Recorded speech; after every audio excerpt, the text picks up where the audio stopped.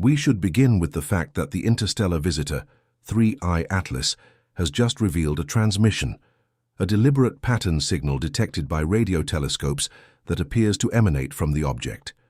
What makes it chilling is not simply that we picked it up, but how the signal presents itself, the implications of its origin, the questions it forces us to ask about our place in the cosmos, and the fragile veneer of human significance. The transmission arrived on a frequency long associated with the search for extraterrestrial intelligence, set at around the 1420 MHz hydrogen line frequency. The sequence of pulses followed a pattern that in its simplicity evokes the Fibonacci series. Observers noticed a progression of pulses, 838-5138, a repetition that seems designed to indicate intelligence rather than a random natural process. The fact that this came from an object that is already extraordinary, traveling on a hyperbolic trajectory through our solar system, clearly not bound by our sun, adds another layer of dread.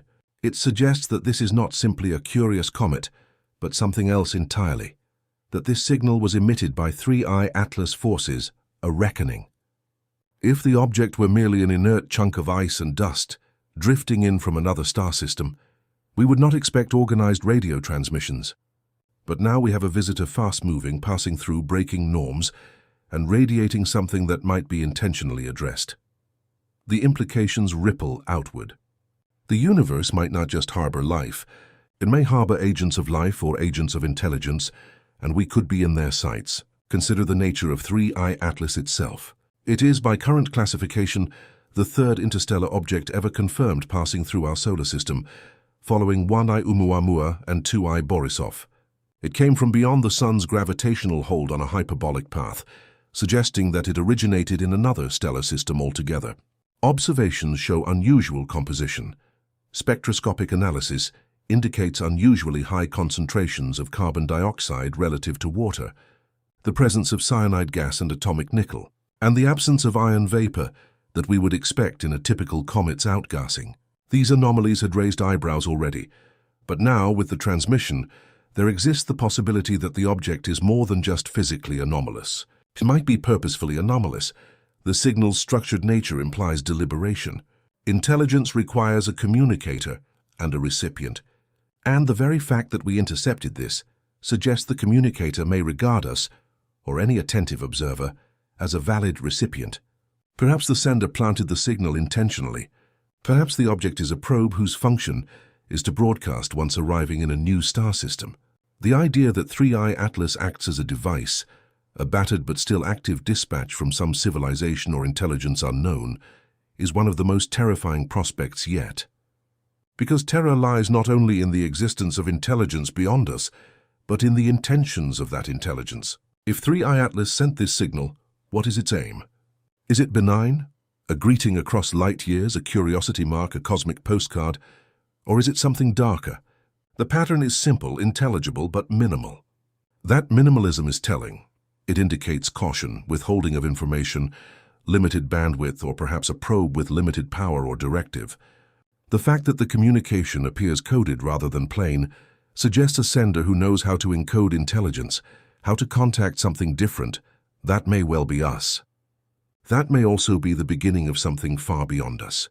We must think of the transmission as an event, the moment when the sky shifted and we heard a voice not our own. We do not yet know what language the voice uses. We only know it pulses in Fibonacci recurrence. From that, we deduce intention, structure, maybe design. The reception of that signal means the cosmos has broken its silence in one way. For centuries, humanity looked outward in the hope of hearing something, and now we have. The message may be terrifying because it is unexpected, because it is foreign, because it may foresee a future we had not counted on. Now consider the physical context. 3I Atlas is hurtling through the inner reaches of our system, getting closer to the Sun and to the planetary orbits of Mars, Venus and others, changing its chemical output, sweeping in and out of radiation zones. Its path is retrograde, inclined only slightly to the ecliptic, oddly aligned to our orbital plane. A coincidence, perhaps, but when you're dealing with something that might be a probe, even coincidence becomes suspect. As it approaches perihelion, the object seems to glow more intensely. its activity rising in ways that defy simple comet models. That in turn suggests energy input, physical transformations, perhaps systems turning on. In this moment, we are witnessing an intersection of the mechanical and the metaphysical. The bare fact of a transmission suggests purpose. Whether the purpose is benign or malevolent remains unknown.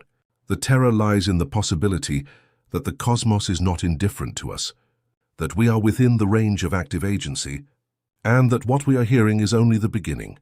If 3I Atlas is a probe, then what is the mission?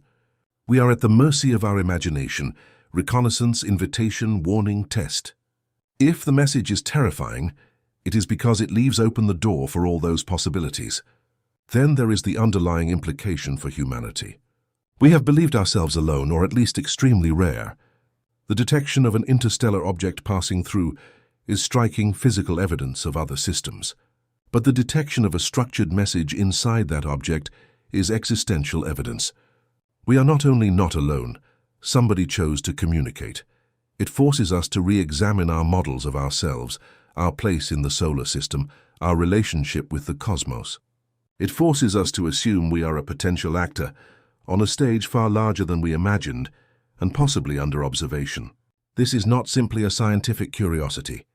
This is a moment of historical magnitude, when we became recipients of an alien broadcast. 3I Atlas thus becomes a messenger and a message simultaneously.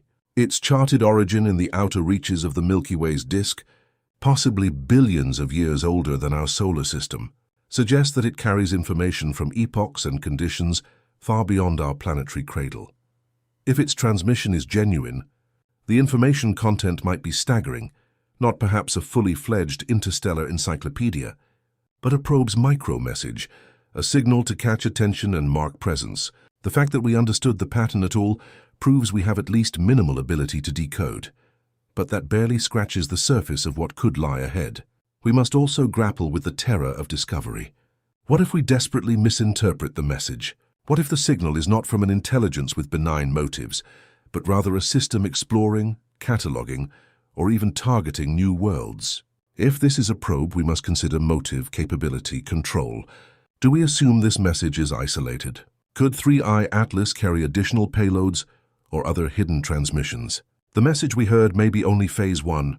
The implications extend to planetary defense, strategic risk, the entire concept of cosmic guardianship and vulnerability.